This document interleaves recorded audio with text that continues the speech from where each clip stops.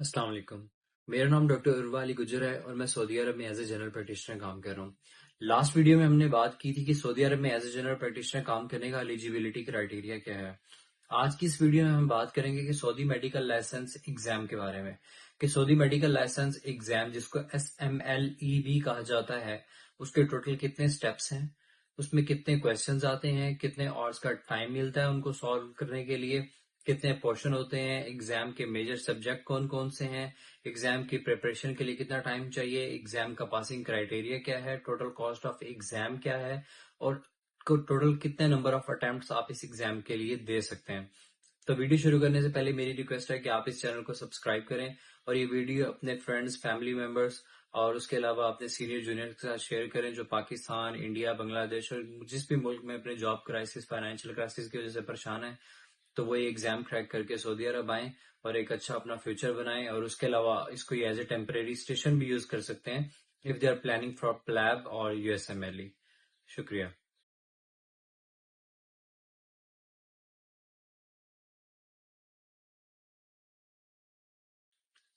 तो सबसे पहले हम बात करते हैं कि सऊदी मेडिकल लाइसेंस एग्जाम के टोटल कितने स्टेप्स हैं।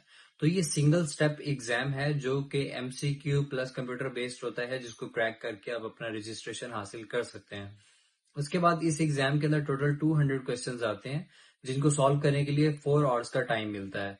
और उस 4 आवर्स के टाइम को 2 पोर्शंस में डिवाइड किया जाता है। मतलब फर्स्ट पोर्शन के अंदर आपके 110 क्वेश्चन होते हैं, सेकंड पोर्शन में भी 110 क्वेश्चन होते हैं और दोनों को सॉल्व करने के लिए 120 मिनट्स का टाइम दिया जाता है अलग अलग।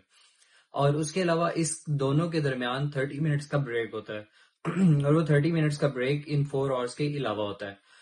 अब बात करते हैं एग्जाम के पासिंग क्राइटेरिया पे। पासिंग क्राइटेरिया पे अगर ऊपर हम आए तो ये एग्जाम कंडक्ट करवाता है प्रोमेट्रिक, जो कि USMLE भी कंडक्ट करवाता है। तो इनका पासिंग क्राइटेरिया 2 डिजिट होता है।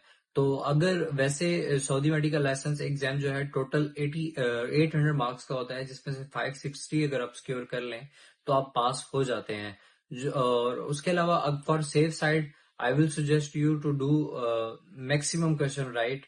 अगर आप 60 to 70% के दरमियान क्वेश्चन सही कर लें तो it you are on safe side. उसके बाद हम बात करते हैं कि एग्जाम के स्टडी मटेरियल की।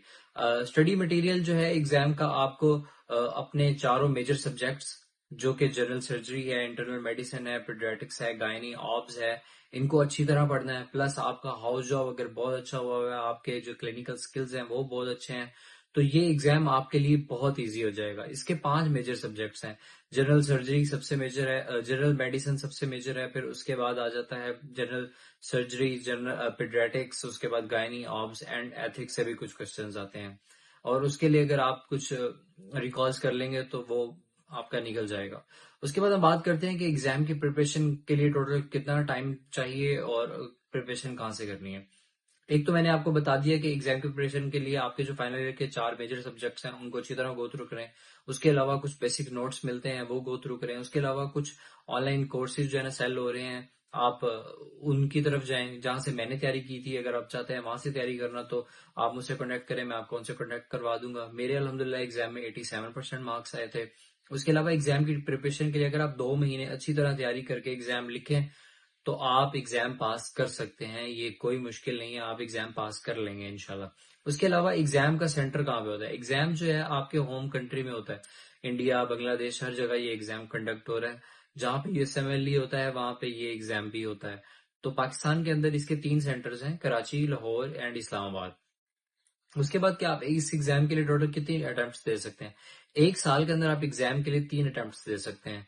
और अगर आप खुदा ना खासा तीनों दफा एग्जाम पास ना कर पाए तो फिर आपको एक साल के लिए आप एलिजिबल नहीं होंगे एग्जाम देने के लिए।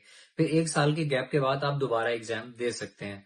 तो ये टोटल इन्फॉर्मेशन थी अबाउट एग्जाम। और एक और चीज के टोटल कॉस्ट ऑफ एग्जाम कितनी है, तो 350 to 4 लाख पाकिस्तानी रुपीज आप अपने माइंड में रखें कि इतना आपका सारा प्रोसेस करवाने में जो है ना लग जाएगा। तो ये टोटल इन्फॉर्मेशन थी।